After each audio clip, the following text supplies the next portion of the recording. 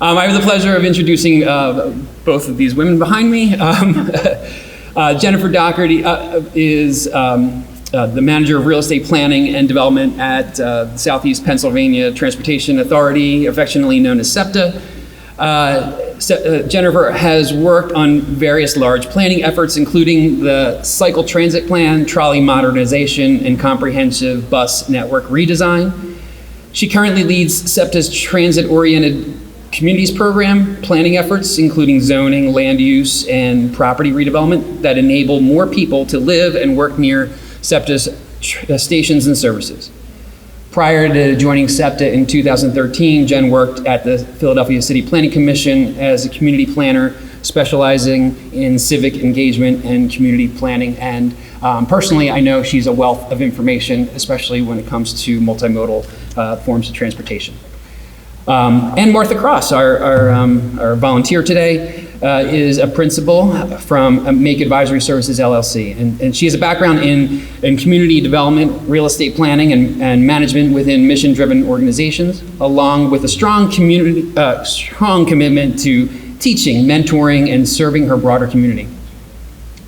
As a principal and co-owner of Make Advisory Services, Martha leads real estate and consulting engagements focused on capacity building, strategic planning, affordable housing, community development, and preservation. Her work supports clients such as SEPTA, the Philadelphia Parking Authority, and the Commonwealth of Pennsylvania in making more strategic decisions about their real estate, including portfolio strategy, space optimization, and organizational change management. Previously, Martha served as acting deputy director of the City of Philadelphia's Department of Planning and Development, working closely with the City Planning Commission, Historical Commission, Art Commission, and Zoning Board of Adjustment. Her earlier experience includes leading development activities for a nonprofit real estate organization in Baltimore and New Jersey, as well as practicing as an urban design and planning consultant in Eastern Pennsylvania and New Jersey. Martha holds a Bachelor of Architecture from Carnegie Mellon University, a Master of City Planning from the University of Pennsylvania, and an MBA from Villanova School of Business, and more than qualified to take Ken's place today. With that, take it away.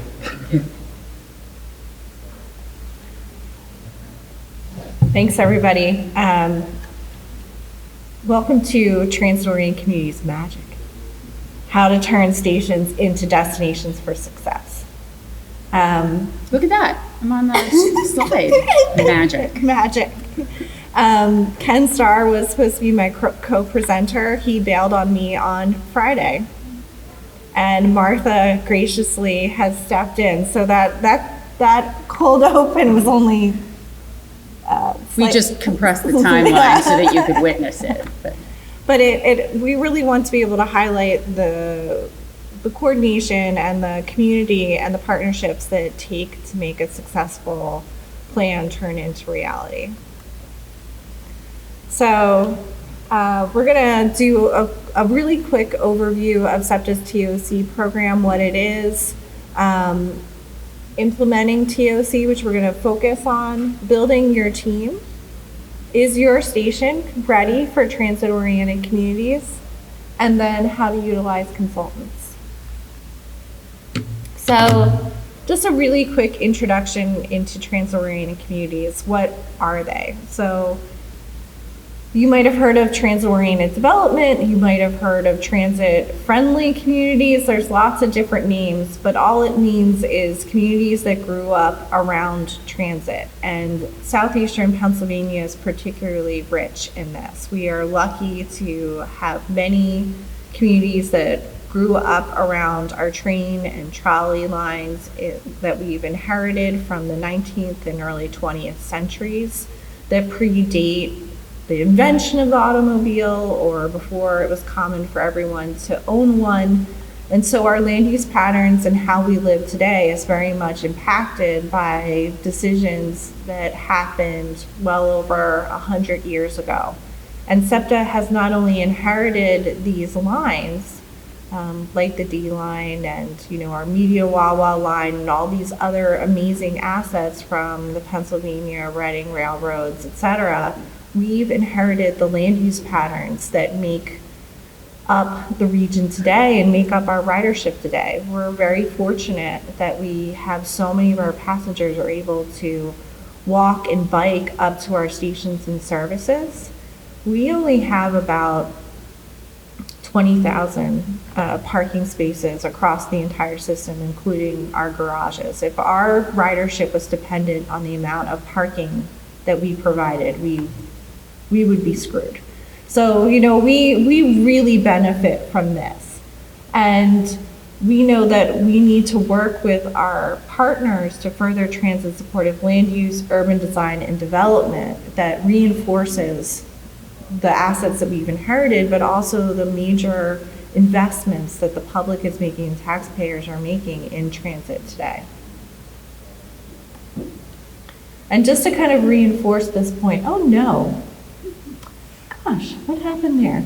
45% of the 5-county population, which is the service area of SEPTA, lives within a half mile of our rail stations and high-frequency routes. That's almost 2 million people living on only 10% of the land. So when we're talking about transit-oriented communities, when we're talking about strengthening these areas, we're really talking about doubling down on the built environment. If you want to live at a cul-de-sac and look at cows out your window, there's plenty of space to go do that. If you want to live in a denser, walkable, multimodal place, we're only talking about really 10% of the land here.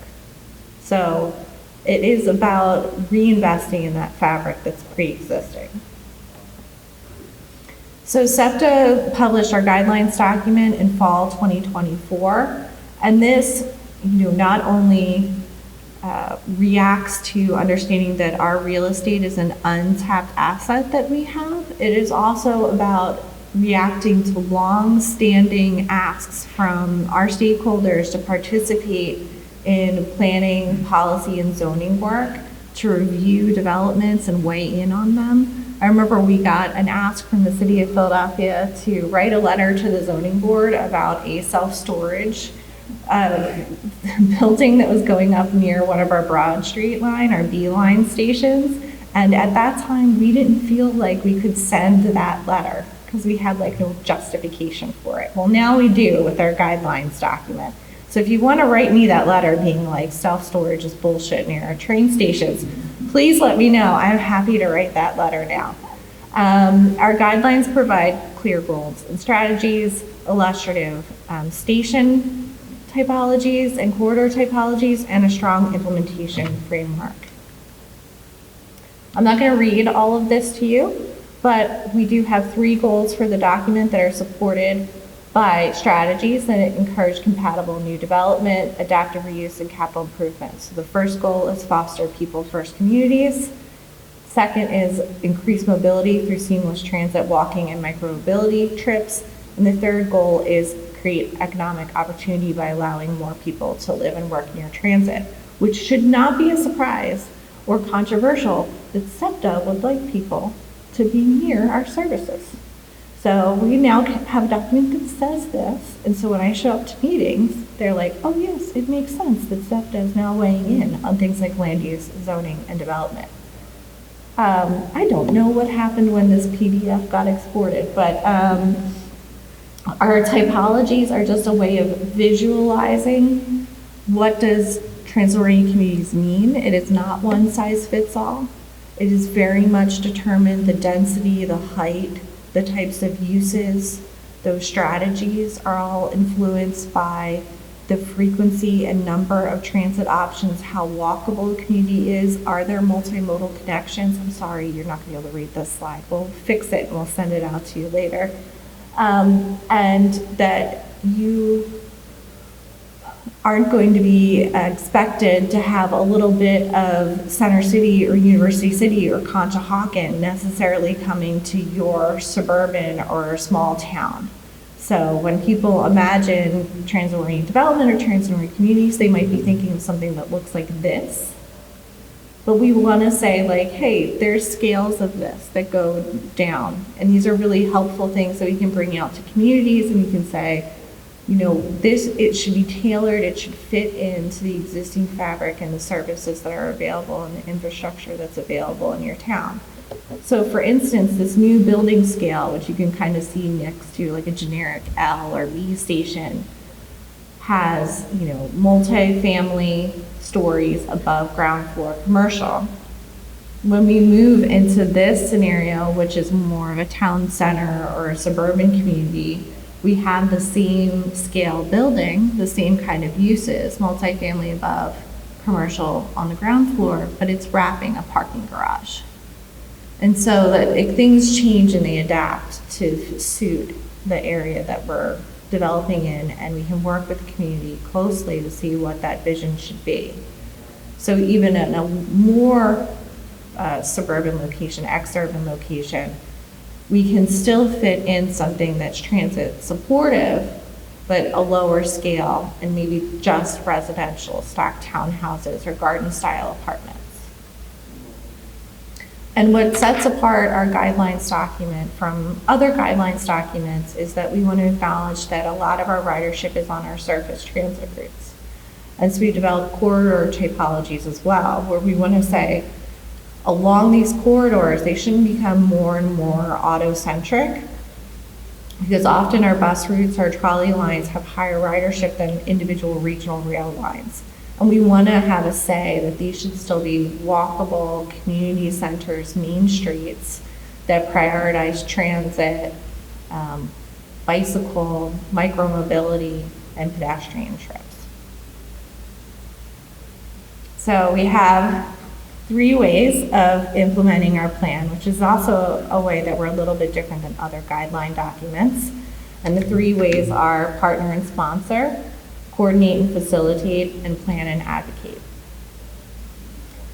So for plan and advocate, we really want to be able to be a voice out there. And so this is one way we can help participate. It's not just about redeveloping our own land, which is we can work with our municipal, county, and regional stakeholders to advance TOC through plans and policies, and this includes testimony and analysis for federal and state level legislation. So right now there's some state legislation that has actually been introduced by mainly Republicans looking to encourage housing growth, and so it's saying all commercial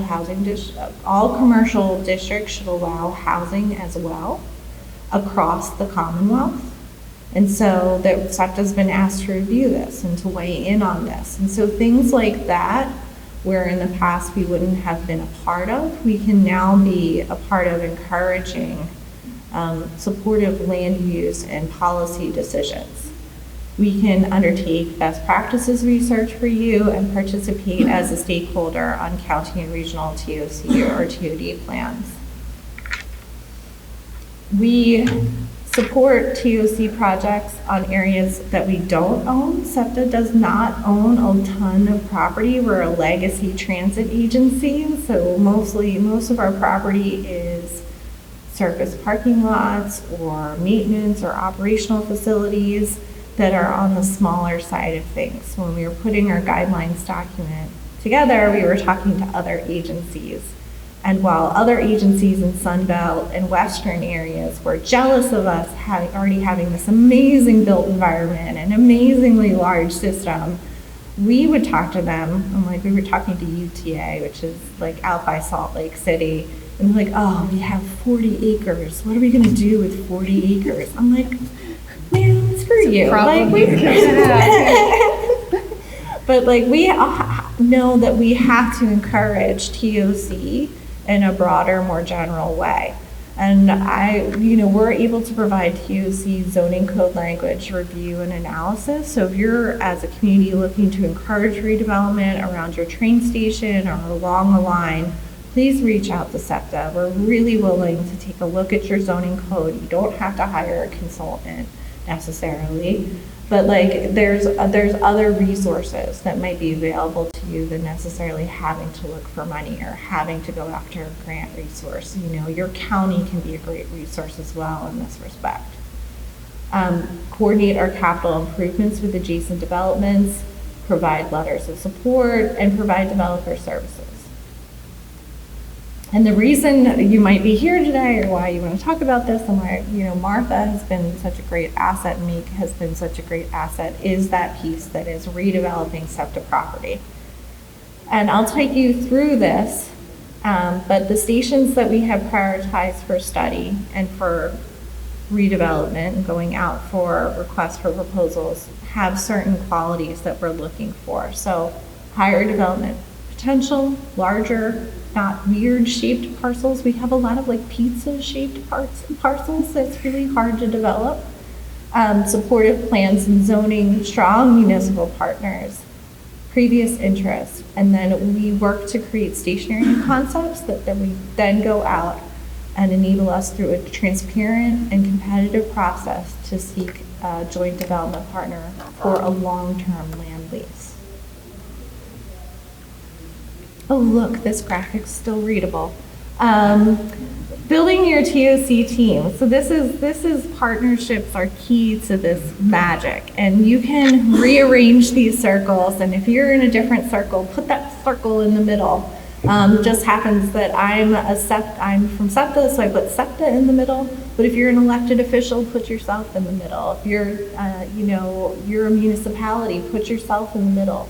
And there's all these different partnerships you need to make and create in order to have a development happen. So the counties, consultants, municipalities, elected officials, developers, the public, our ridership, which can have a different point of view than the public at large, and funders.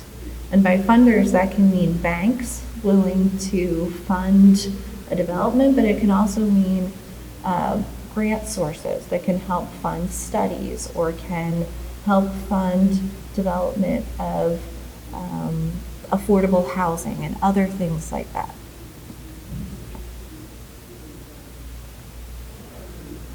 So I'm going to go through some of our stations, and I'm not going to like bore you with the details of like how many acres this is or things like that.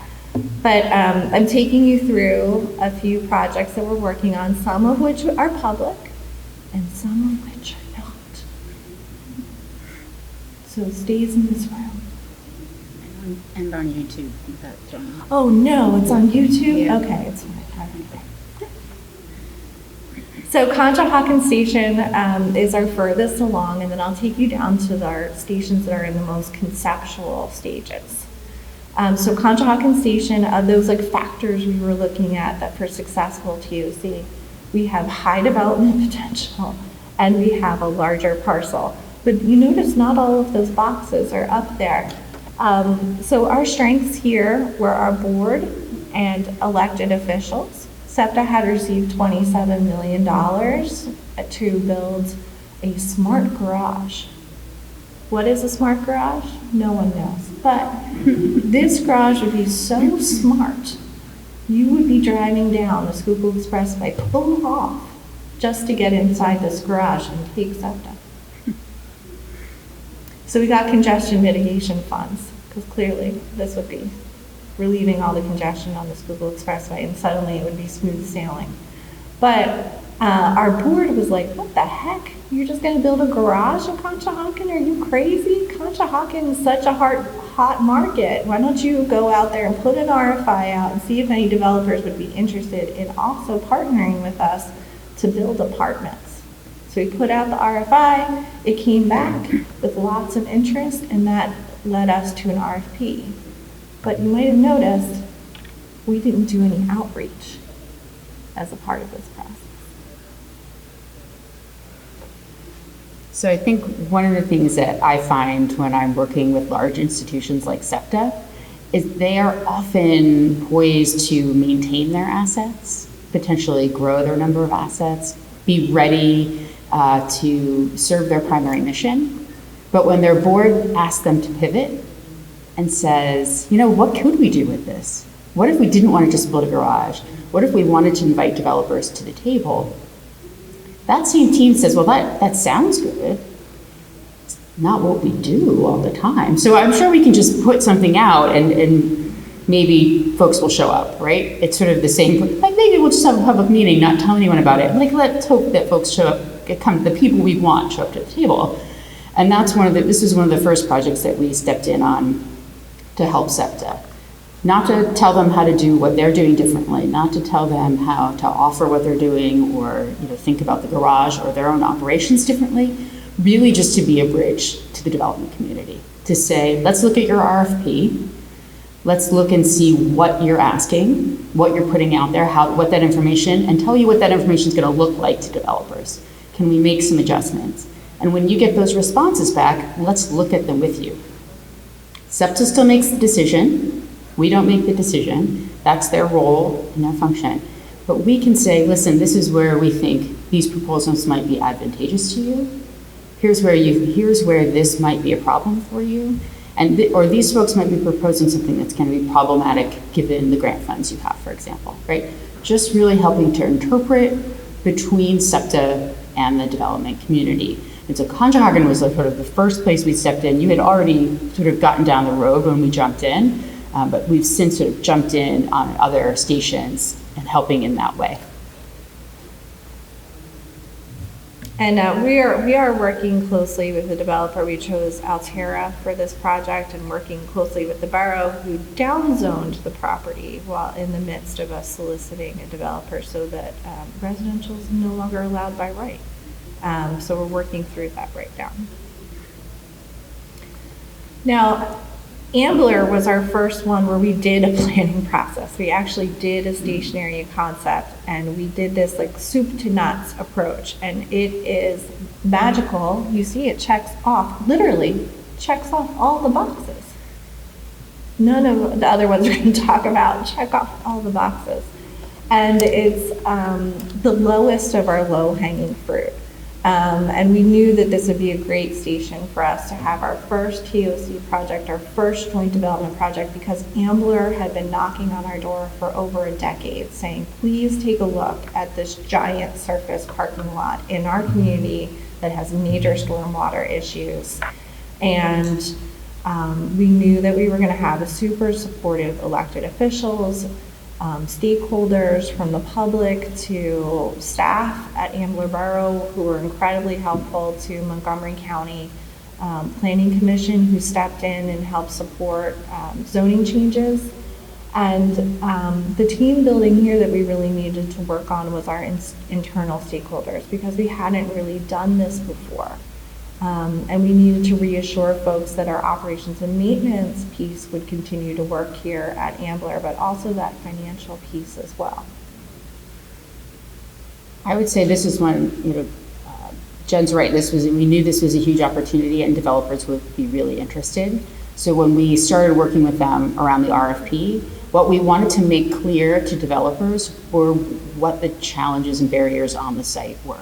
Right? Because it's really easy to say, hey, come develop in our parking lot, but when you really need to understand how you need to respect SEPTA's operations, how you might need to look at easements that are present, other maintenance requirements, and we wanted to make sure that those were so crystal clear in the RFP and the offering that the responses that came back really would fit with the site and would fit what the borough was looking for.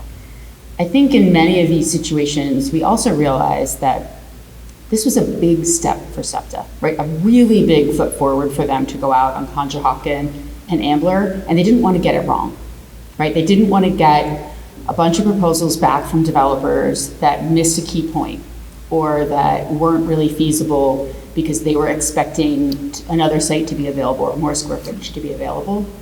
And so we recognized that it was really important that the proposals that came back were workable and that they could select a workable option, because you don't get a second chance on this, right? You don't get a second chance on a first impression for TOC. When you're going out and working with the development community, you need to be able to set clear expectations. You need for things to be predictable, that people respond to a process, something is awarded and it moves forward, not that they're starting and stopping.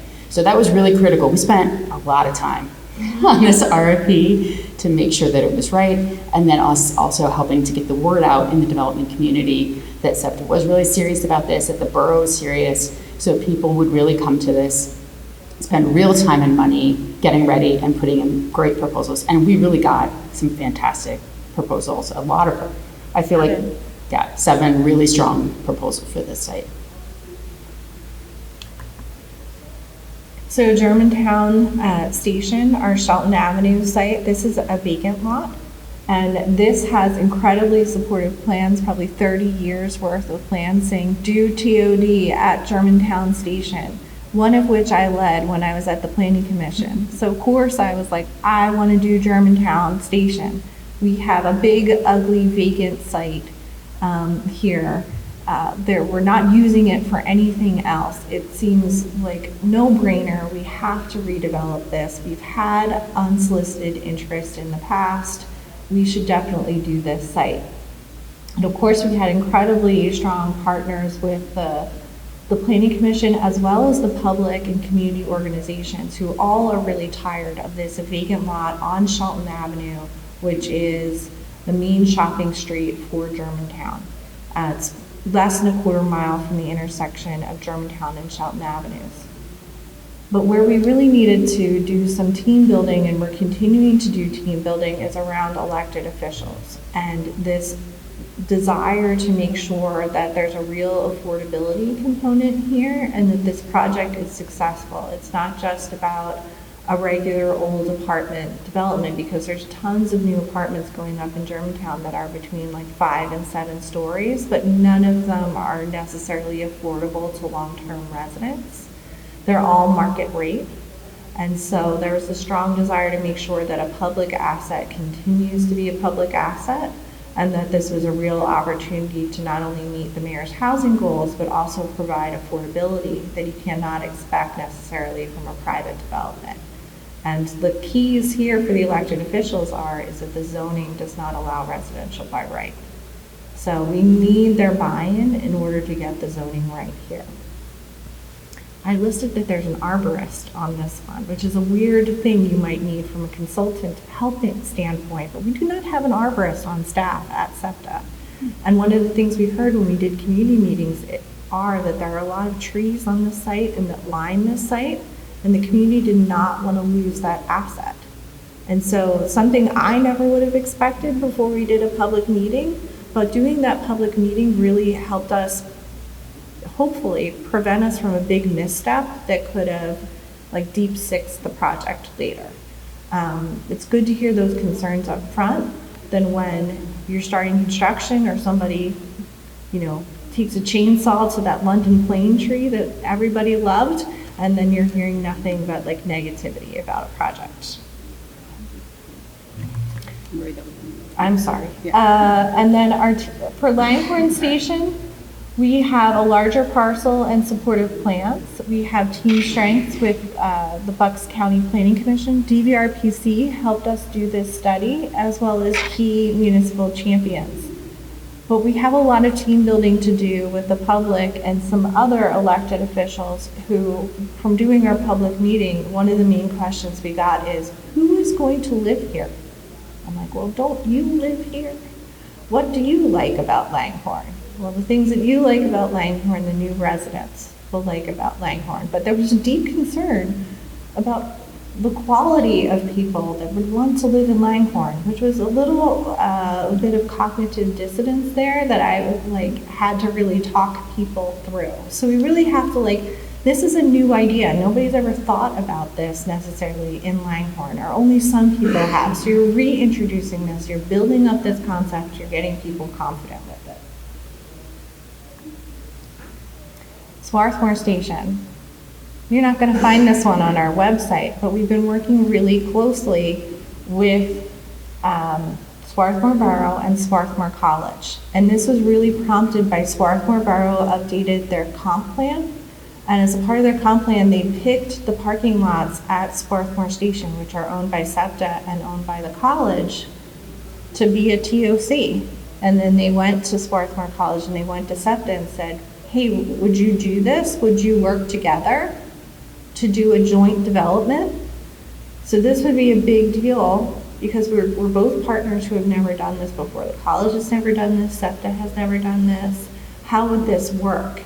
And so all the team strengths are also where we need to do team building, because we have like a lot of people who want this, but we don't know how to get there, and a lot of competing ideas about how to get there. So I'm hopeful this will show up on our website in the next year or so, but we have a lot of things to work out before we can get to a concept and we can get to an RFP, because this is so complex. This is also not something you're going to find on our website, which is 69th Street.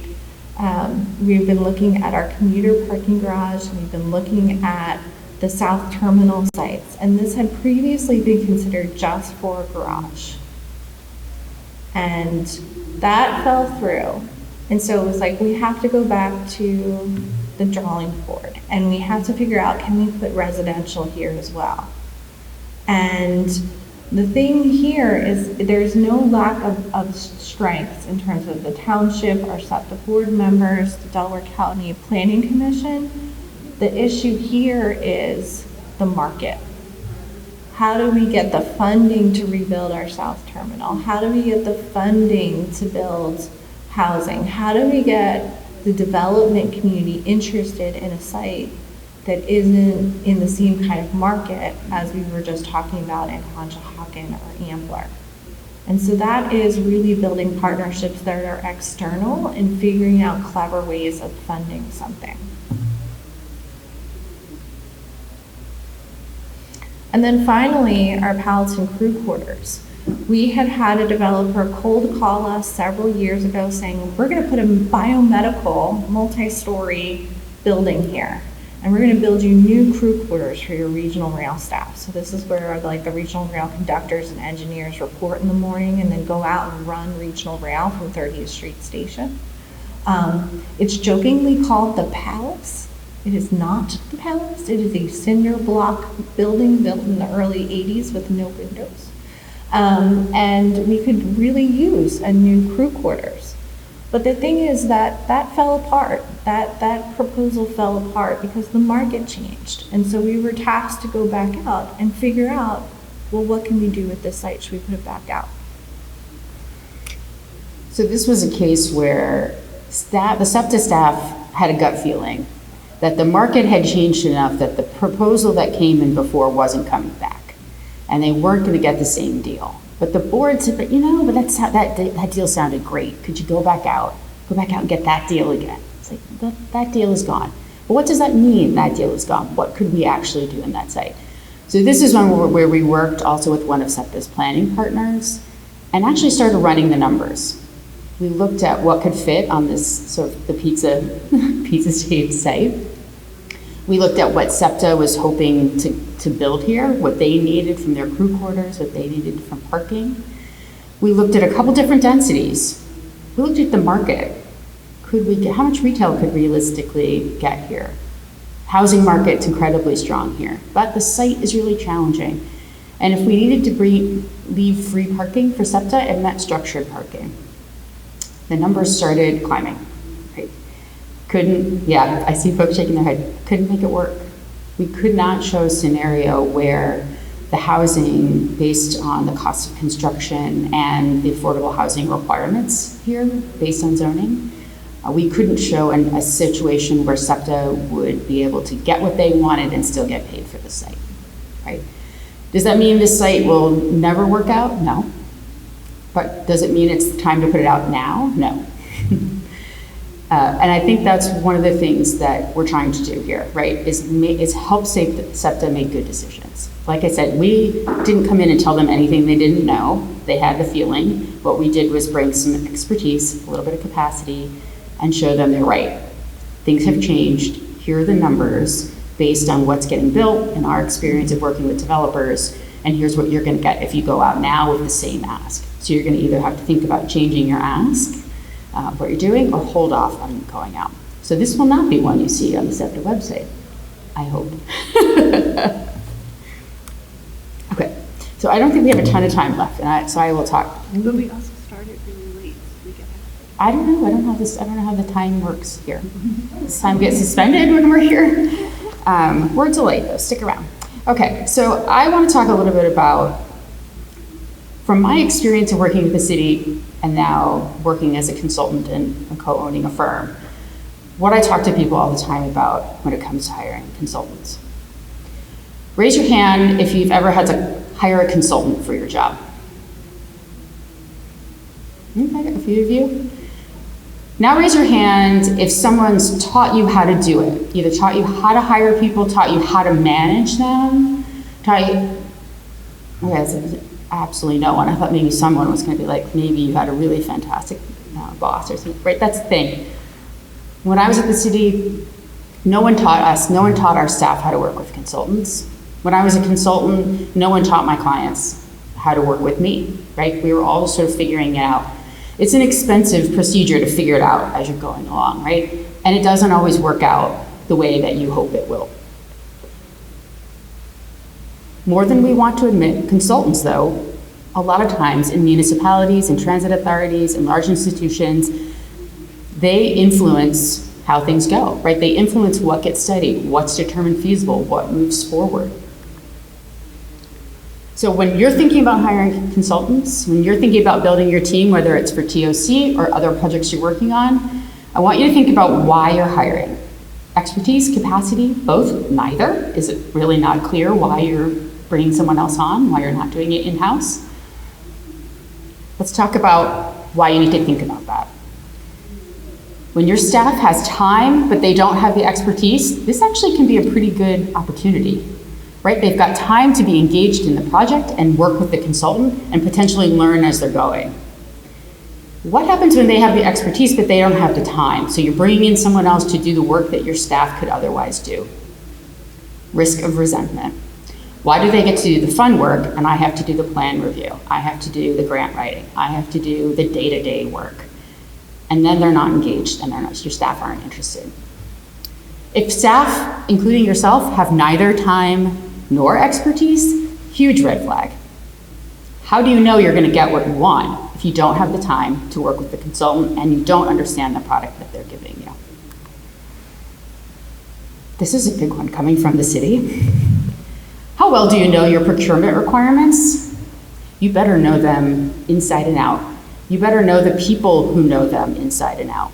You better know those folks as well. Jen, how well do you know your procurement requirements? Very well. It's absolutely critical because you will lose time and you will lose money if you have to start over. Now, you know your procurement requirements, great. You're hoping this time when we go out though, we're gonna get better consultants. We're gonna get different consultants. We're gonna get folks who do work and we're gonna be so excited about it. Nope.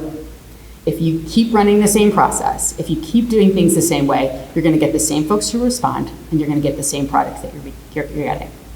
So I want you to think about how knowing your procurement requirements, and I'm not saying don't follow those folks' rules, how you might do something differently. Here are what I think the best practices are. Inclusivity. Before you put out that RFP, the team in your office who's putting together that RFP should be as diverse as possible. Bring in folks from other departments. Bring in people who haven't worked on this before. Bring in junior people, bring in senior people. Everybody who looks at that RFP is gonna see something different. Somebody's gonna flag something. Someone's gonna say, I don't understand this. I don't think we're being clear about this. What if we change this requirement or this timeline that we might get somebody different? What if we split the RFP up into pieces so that we could get community engagement separately than planning? All sorts of ideas. Transparency. I know sometimes you can't tell me how much money you have, but you know how much easier this would be if you just told me how much money you had? Don't make me Google which grant you got and how much money you were awarded and try to figure out if any of that was an admin fee. You will save us both a lot of time. Tell me how much money you have, and I can tell you what I'll do for that. Because otherwise, I'm gonna tell you what I think you should do, and it's gonna be more than you have, and then you're gonna be stuck trying to figure out how to reconcile those two things, and it doesn't end well. Time. Build in time to pivot, to redo, to reconsider. If you don't, you will feel stuck with whatever responses you get. If you get 2 responses and you don't really like either of them, do it again. If you haven't built in the time to do it again, you're stuck. You're stuck with those folks. And now you're like, great, I don't want to work with these guys. And now I have to work with them. Now I have to work through this.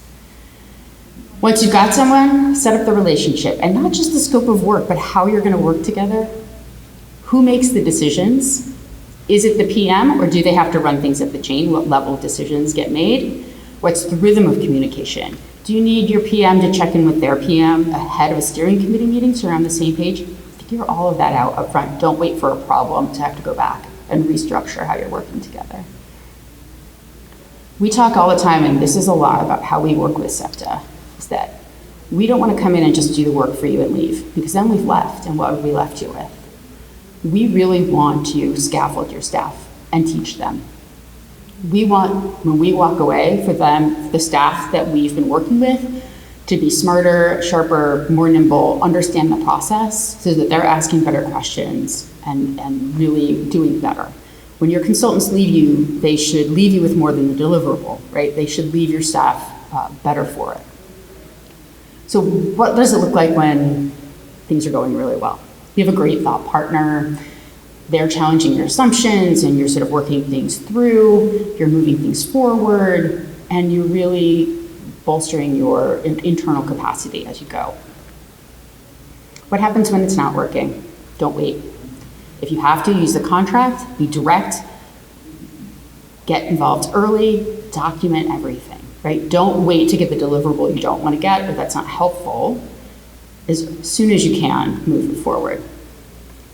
What do consultants want? Predictability, clear direction. They want access to the decision makers. It's great if you have a staff member that has time and is managing the process, but if they have to run every decision up the chain, they're not empowered to make any decisions, it can really slow things down, and it's a challenge for the consultant. They want honest feedback. Is this not what you were expecting? Is this not the result you were expecting, the deliverable you're expecting? Say something. We can't help you if we don't know that there's a problem. And we want to understand your capacity. We're not trying to give you a product you can't use, right? Understanding with Palatine that who's SEPTA's audience, what the staff's audience was for this decision, allowed us to customize our deliverables and our presentation to something the SEPTA staff could very easily adopt as their own, take as a few, we don't need to give you just the spreadsheets. Let's put the salient points in 5 slides that you could present to the executive board, that you could present to leadership. Let's give you a product that you can use that works for you.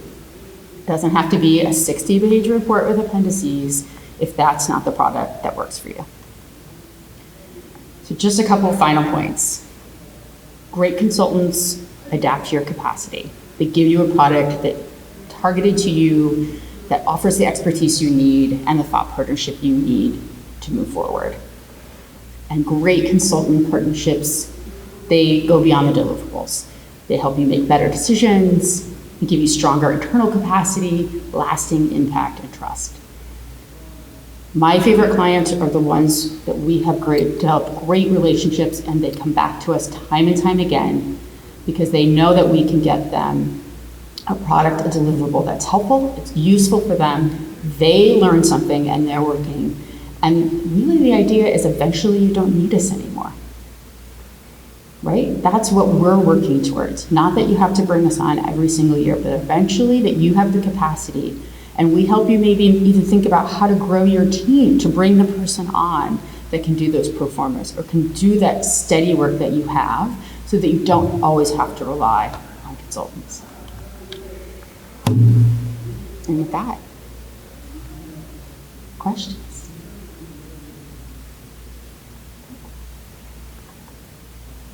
Oh, also we're entirely blinded, so yell it out.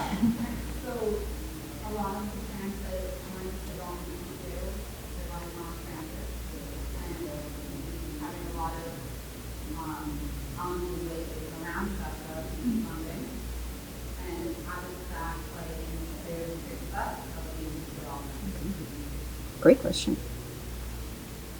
It is a really good question. I mean, it's like, well, how do we trust that we can build something that is truly transit-oriented, so that might have a lower parking ratio, or you're really assuming that the folks living and working there are not going to need a personal vehicle for every trip. When we've had major reliability issues, we've had talks of doing major cuts to our services, and it is a chicken or an egg kind of thing.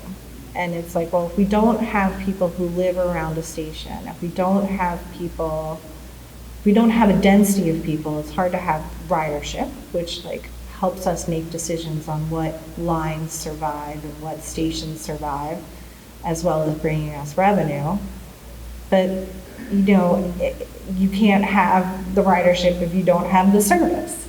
And it is really hard, and it is very difficult when you have elected officials who are champions of transit-oriented development, and SEPTA finding new non-fare box revenue streams, like getting these long-term leases for properties, who are the same people who don't believe that transit should be funded and aren't voting for stable sources of transit funding across the Commonwealth. What I can say is that transit is one way of making a walkable, bikeable community, but isn't the only way. And that communities can build that scaffolding of having things that are transit-oriented or a little bit denser or a little bit more Main Street by also focusing on multimodal connections, on building up your sidewalk network, making roadways safer. And so that it isn't just transit that makes a TOD. Like a TOD isn't going to be strong even with high frequency of service if there are no sidewalks or there's no safe way to cross the street. We're going to continue to have major park and ride lots. So it is one of those things that isn't in isolation, and it's hard, and it is trust building. I do believe that that working together and working to create a strong southeastern Pennsylvania and finding solutions for funding together is the way that we're going to be able to have a strong, economically productive region. And I think with the partnerships we're building here and thinking more holistically than just give SEPTA or give transit funding is a way of building the case and making sure that SEPTA lasts for decades to come, mass transit lasts for decades to come. But it's hard.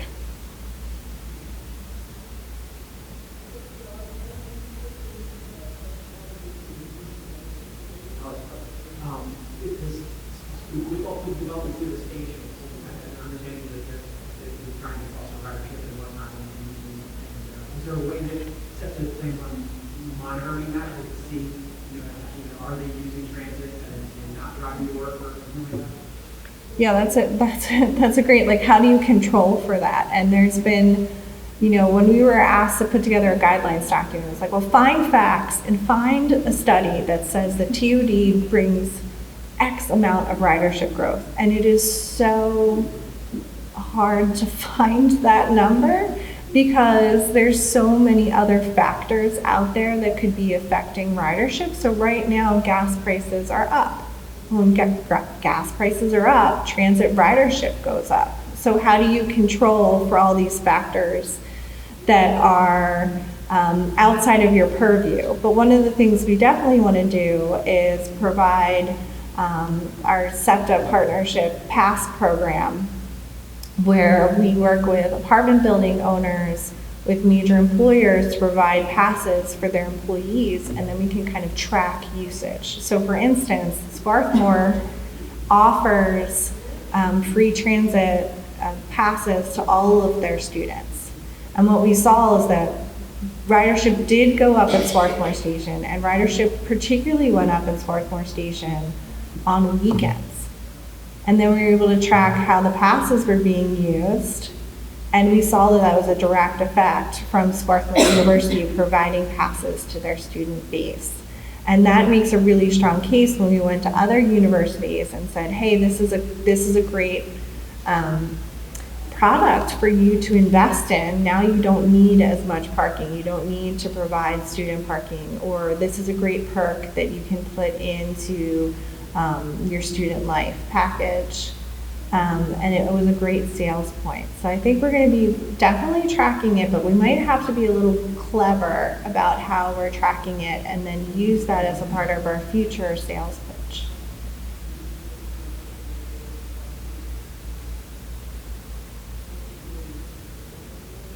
So I don't know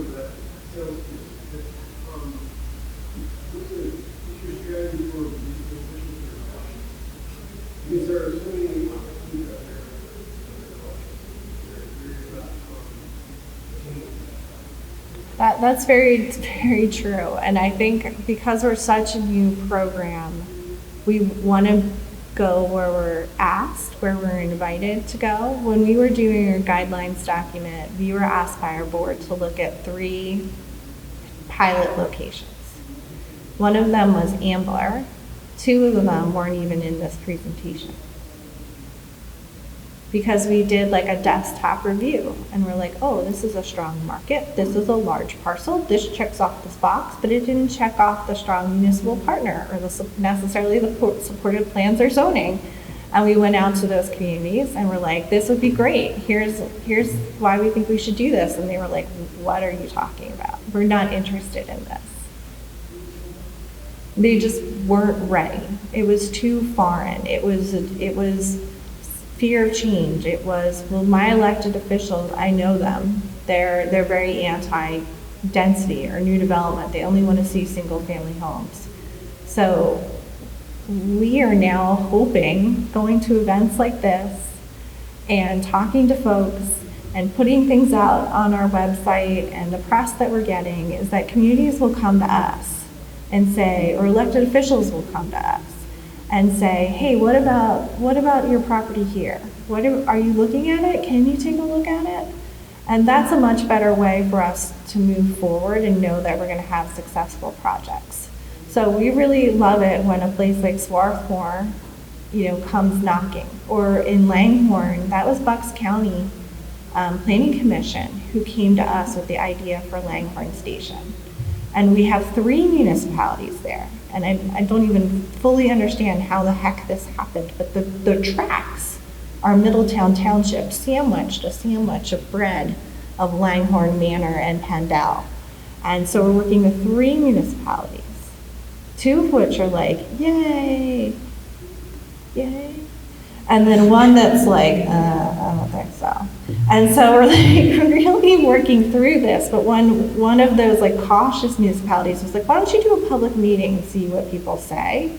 We jumped at the opportunity because we don't know what the public's going to say until we go out.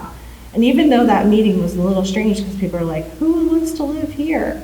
Well, you live here. But there were lots of people who were like, yeah, let's try it out. Like, I'm more open. People were more open than I expected they were going to be. And of all the public meetings we've had, no one has yelled at us. Well, don't jinx it. I would knock, but I've been told that can set off the... Bang, sure do. Is it wood? Okay.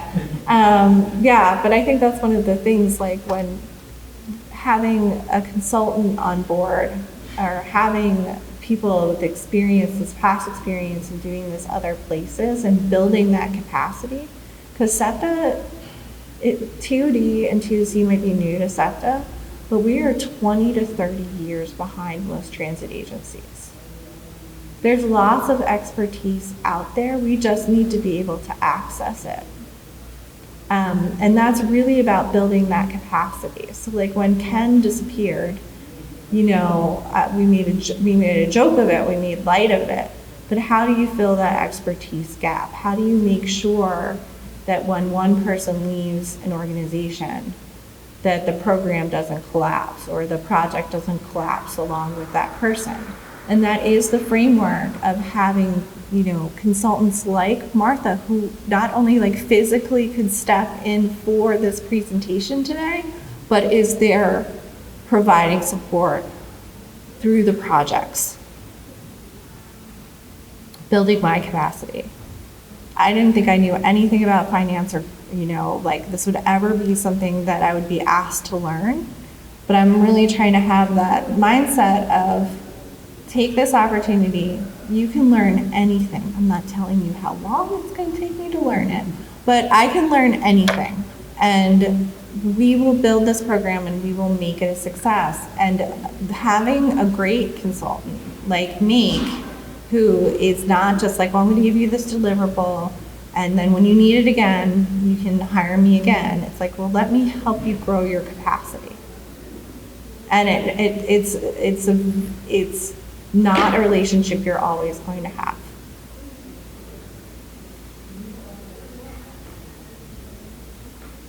I have no idea when we're supposed to end.